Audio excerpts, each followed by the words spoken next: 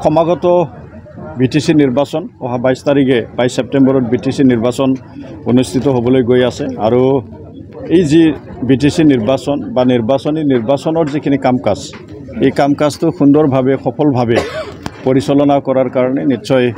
এটা খুকিয়া কার্যালয় লাগা হয় আৰু এই খুকিয়া কাৰ্যালয় আজি আমি 25 নং বাগানপাৰা সমষ্টিৰ অন্তৰ্গত আমাৰ বাগানপাৰা যেটো বাগানপাৰা এই বাগানপাৰা বজাৰত যেটো বাস ষ্টেণ্ড আছে সেই বাস ষ্টেণ্ডৰ ওচৰত আমি কাৰ্যালয়টো উদ্বোধন কৰিছো আৰু নিশ্চয় পৰৱৰ্তী সময়ত আমাৰ যি নিৰ্বাচনী যিখিনি কাম-কাজ এই কাম-কাজ ইয়াৰ পৰাই আমাৰ পৰিচালনা হ'ব আৰু আজি আমি 15টা যি আমাৰ প্ৰাইমাৰী আছে এই 15টা প্ৰাইমাৰীত আমি সকলোতে আমাৰ এটা নিৰ্বাচনী মানে পৰিচালনা অফিস থাকিব কাৰ্যালয় থাকিব আৰু আজি তাৰিখত আমি 15টা প্ৰাইমাৰীত আমি এটাৰ পিছত এটা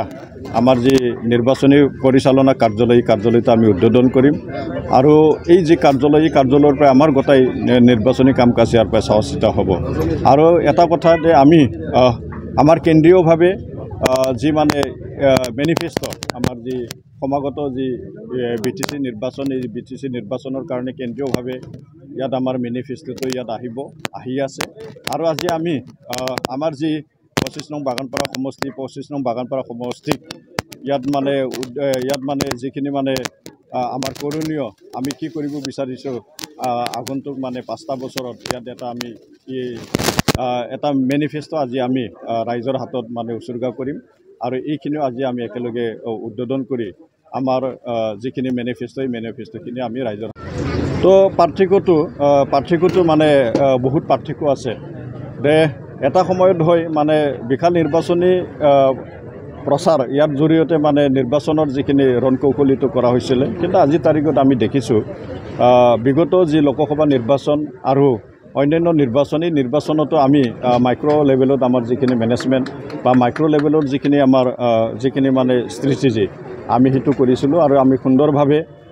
বিগত যিখিনি নিৰ্বাচন আছে সেই নিৰ্বাচনবিলাকত আমি সফলতা অৰ্জন কৰিছিলোঁ আৰু এই সময়তো আমি সমগ্ৰ বিটিআৰৰ লগতে আমি 25 নং বাগানপাৰা সমষ্টি আমি মাইক্ৰ' লেভেলত আমাৰ যিখিনি মেনেজমেণ্ট এই মেনেজমেণ্টৰ জৰিয়তে আমি হ'বলগীয়া যি 22 তাৰিখত যি বিটিসি নিৰ্বাচনত আমি সফলতা অৰ্জন কৰিম বিজেপিৰ যিটো আগ্ৰহ এইটোতো নতুনত্ব নাই ইয়াত দেখো কাৰণ 2020 চনতো ইয়াত মানে বিজেপিৰ প্ৰাৰ্থী আছিলে ইয়াত বিভিন্ন দলৰ প্ৰাৰ্থী আছিলে আৰু নিশ্চয় এইখিনি সময়তো 2020 চনতো আজি 2025 চনত যিমানখিনি মানে মুদাফুটা নেতাবিলাকে ইয়াত ভিৰ কৰিছে এইখিনি মুদাফুটা নেতাসকলেও মানে 2020তো মানে ভিৰ কৰিছিলে নিশ্চয় 2020তো আমি বহুত এটা ব্যৱধানত আমি জয়যুক্ত হৈছোঁ আৰু এই বেলিও 2025 চনতো আমি বহুত মানে ব্যৱধানত আমি UPPL দলে জয়যুক্ত হ'ব